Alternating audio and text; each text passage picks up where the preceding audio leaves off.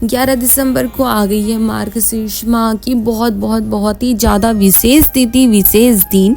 और वो विशेष दिन है सोमवार का। और जो तिथि पड़ रही है, विशेष तिथि, वो है मासिक शिवरात्रि, यानी कि साल की अंतिम शिवरात्रि। और वो भी सोमवार की शिवरात्रि पड़ी है। ये महादेव ने ही स्वयं इतना अच्छा संयोग बनाए हैं ताकि आप इस दिन अपनी विशेष मनोकामनाओं की पूर्ति के लिए उपाय करके अपने नए साल को बहुत ही शुभ बनाएं। अपने नए साल से पहले ही आप अपने सारे दुखों को, कष्टों को दूर कर ले और अपने नए वर्ष में भी आनंद और सुख प्राप्त करें।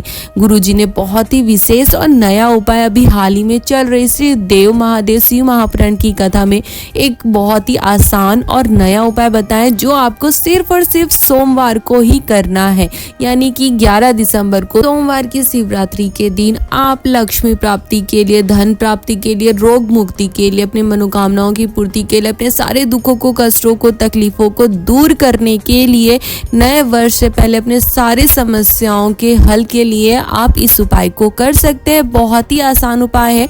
आपको कोई विशेष सामग्री नहीं चाहिए। आपको मात्र एक बेलपत्र और 7 अक्षत और थोड़ा सा चंदन चाहिए। लाल, पीला, सफेद, जो चंदन आपके पास हो आप उसी चंदन से इस उपाय को कर सकते हैं।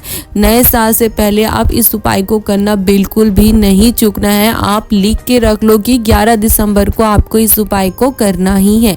बिल्कुल भी नहीं भूलना है, बिल्कुल भी नहीं चूकना है।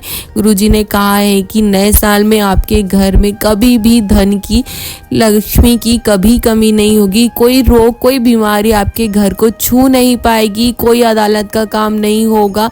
जो भी होगा उसमें आपको सफलता ही मिलेगी। आपके सारे दुखों को, तकलीफों को महादेव दूर कर देंगे। इस वर्ष का अंतिम मौका है अपने नए साल को आनंदमय और सुखमय बनाने के लिए। गुरुजी ने कहा कि आपको लग रहा है कि आपके जीवन में आप हताश हो गए हो, जीवन में बहुत दुख चल रहा है, तकलीफ आ रही है, बीमारियां आ रही है, तो आपको एक बार अपने हृदय से शिव पर एक बार दृढ़ विश्वास करके कि बाबा आपकी सुनेंगे ही, आपको इस उपाय को करना है। इस उपाय को करने के लिए आपको मात्र एक बेलपत्र, 7 चावल के साबुत दाने जो टूटे फूटे नहीं होने चाहिए, टुकड़े नहीं होने चाहिए, और चंदन लेकर शिव जी के मंदिर जाना है। आप लाल चंदन, सफ़ेद चंदन या फिर पीला चंदन, जो भी आपके पास हो वो आप इस उपाय में प्रयोग कर सकते हैं।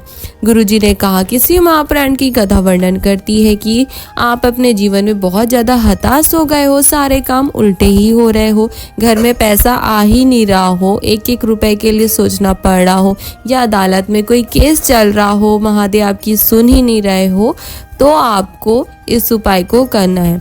नए वर्ष से पहले आप इस उपाय को अवश्य कर ले। इसके लिए आपको शिव जी के मंदिर जाना है। शिव जी के मंदिर जाकर जो आप एक बेलपत्र लेकर गए हो, उस बेलपत्री की बीच वाली जो पत्ती होती है उसकी डंडी पर आपको चंदन लगा लेना है। जो आप चंदन लेकर गए हो उसे आपको बीच वाली पत्ती की डंडी में लगा लेना है। आप वीडियो में भी देखकर समझ सकते हो कि आपको बीच वाली पत्ती की डंडी पर कहाँ पर आपको चंदन लगाना है। फिर उसी बीच वाली पत्ती पर आपको 7 चावल को रख लेना है और उस बेलपत्री को अपनी हथेली पर रखकर आपको नंदी भगवान के सीधे पांव की ओर, यानी दाएं पांव की ओर बैठकर या फिर खड़े होकर आपको नंदी भगवान के सीधे कान में, यानी कि दाएं कान में, अपनी कामना को, अपने दुखों को, अपने कष्टों को महादेव को कहना है। महादेव से विनती करनी है कि बाबा मेरी समस्या को दूर करो, कष्टों को दूर करो। और फिर अपनी कामना कहने के बाद आपको श्री शिवाय नमस्तुभ्यम या ओम नमः शिवाय या नमः शिवाय बोलते हुए आपको उस बेलपत्री को शिव जी के शिवलिंग के ऊपर समर्पित कर देना है। शिवलिंग के ऊपर जब आप बेलपत्री समर्पित करें तो आपके बेलपत्री के डंडी वाले भाग का मुख जलाधारी की ओर होना चाहिए। वैसे तो आप इस उपाय को किसी भी दिशा में खड़े होकर बैठकर कर सकते हो, पर अगर आप दक्षिण में खड़े होकर उत्तर की ओर मुख करके इस उपाय को करते हो तो ये बहुत ही श्रेष्ठ दिशा है। गुरुजी ने कहा कि आपको बेलपत्री शिवलिंग पर उल्टी समर्पित करना है। अगर आपकी बेलपत्री समर्पित करते समय चावल नीचे गिर भी जाए तो उसमें कोई दिक्कत की बात नहीं है। बस बेलपत्री की जो डंडी है वो जलाधारी की ओर होनी चाहिए। साथ ही आपको याद रखना है कि आपको बेलपत्री को नंदीश्वर भगवान में ना ही स्पर्श कराना है, ना ही समर्पित करना है। आपको बेलपत्री को अपने हाथ में रखकर नंदीश्वर भगवान के सीधे यानी कि दाएं कान में अपनी कामना कहकर शिव जी के शिवलिंग के ऊपर बेलपत्री को उल्टी समर्पित करना है और बेलपत्री का जो डंडी वाला भाग है उसका मुख जलाधारी की ओर होना चाहिए। और इस उपाय को आपको सिर्फ और सिर्फ सोमवार को करना है। तो इस मार्गशीर्ष माह में पड़ रही सोमवार की मासिक शिवरात्रि को, जो शिव जी की बहुत ही ज्यादा विशेष तिथि है, उस दिन आप इस उपाय को कर सकते हो।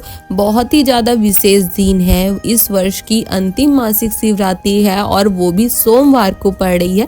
तो आप इस उपाय को करने से बिल्कुल भी मत चूकना। वर्ष के अंत में ही सही पर इस बार महादेव आपकी जरूर सुनेंगे और आपको नए वर्ष में आनंद और सुख प्रदान करेंगे।